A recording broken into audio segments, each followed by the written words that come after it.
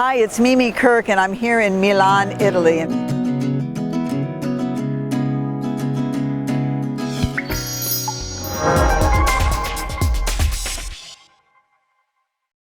You know, honestly, I always tell people it takes time to change your diet to a raw food diet. Even if you're a vegetarian or a vegan, it just takes a little time. You have to learn to prepare food differently.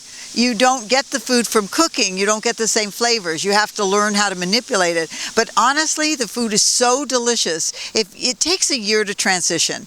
And to be honestly, once you learn to make one thing and it's good, then you're excited and you want to make a new dish. I think it's an art in a lot of ways. But the one thing that's so good about raw food and why I think it's the best way, at least for me, to eat, is because we need the enzymes. And when you're eating raw food, all the enzymes are alive in the food you eat. Once you cook it and heat your food on over 115 degrees, you've killed the enzymes. So a lot of people have digestion problems, and that's because after 30, 35, we don't produce enzymes anymore. So let's say you eat a big meal and then it sits in your stomach and it overworks your digestive system.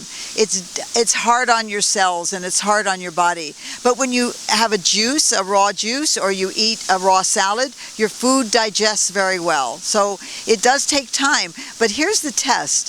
Let's say you had a juice in the morning, which maybe has celery and cucumbers and apple and some spinach or some dark green lettuce. You feel so energized afterwards. If you ate a breakfast with, toast and potatoes or eggs or any of the food that you eat that's cooked in the morning, it sits in your stomach and it's really very exhausting for your digestive system. So it shows a difference when you're drinking juice or when you're eating cooked food.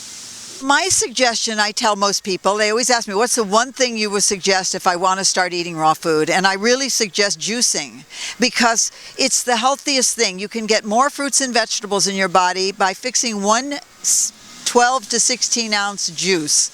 And the USDA in America, they tell us we should be eating 5 to 6 servings of fruits and vegetables a day, and that's about 1.5 pounds to 2 pounds of vegetables and fruits. Not many people get to eat that. That means you're not nourishing your body. So my suggestion would be is to get a juicer, which is different than a blender, but if you have a blender, you can use that, and start making yourself a juice in the morning, and you'll see how good you feel after you have it. That will really help you transition into eating more raw food.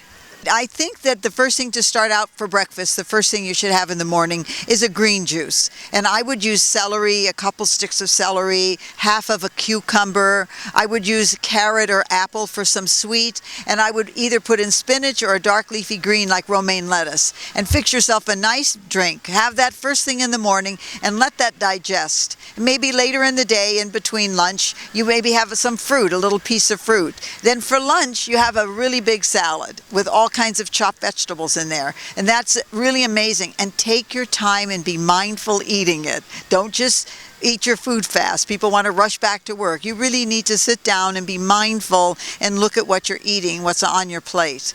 If people could do that much, then I always call it raw before 4. You're eating raw all day, and then maybe say you have a cooked vegan meal at night. But if you want to transition later, then you learn to make a few of the good vegan raw vegan foods for dinner. But just start out that way. Have your juice, have your salad, eat fruits in between, nibble on some vegetables in between, and then you can have your gourmet, fabulous raw food dinner with a beautiful dessert at the end of the day.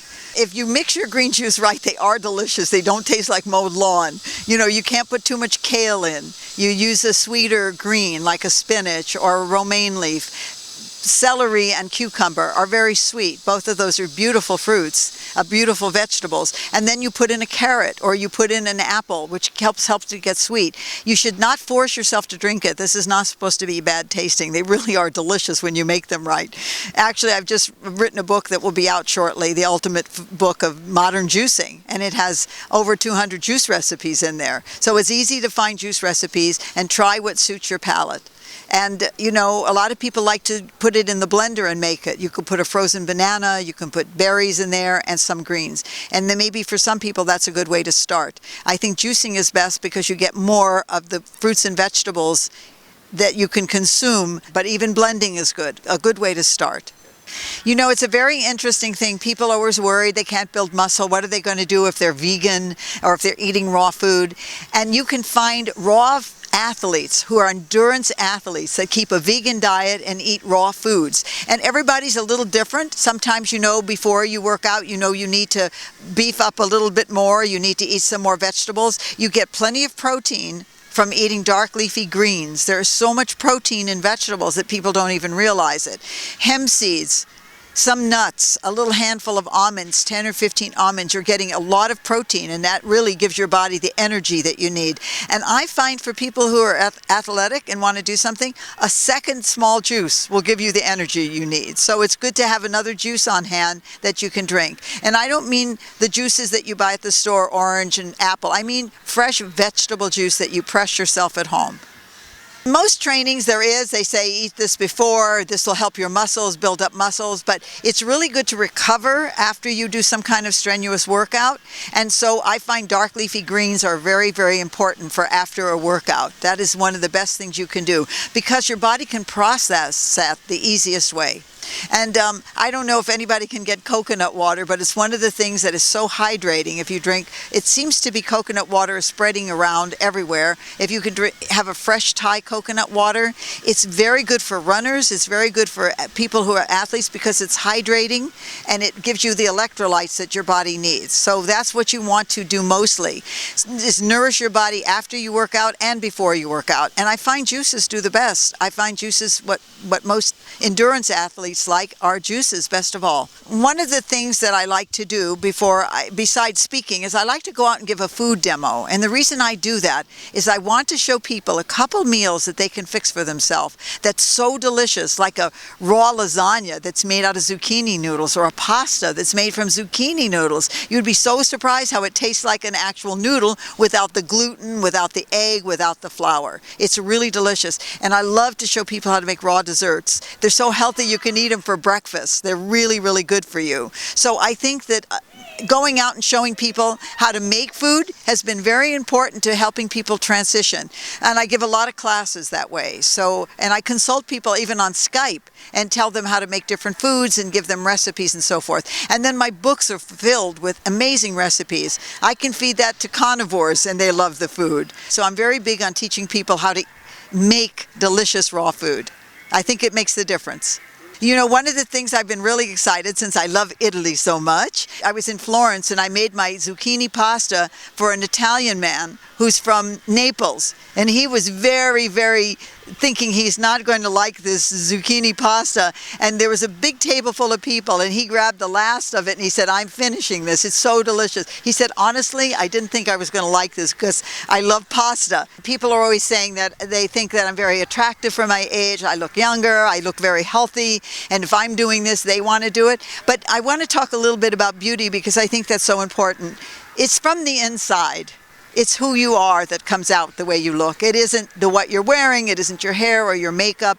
Beauty comes from a person who's kind, who's non-judgmental. I think I'm doing wonderful things in the world out here. And I like myself. I like who I've become over the years. And I feel like it's my mission to help other people do it. Raw food does help you, slows down the aging process.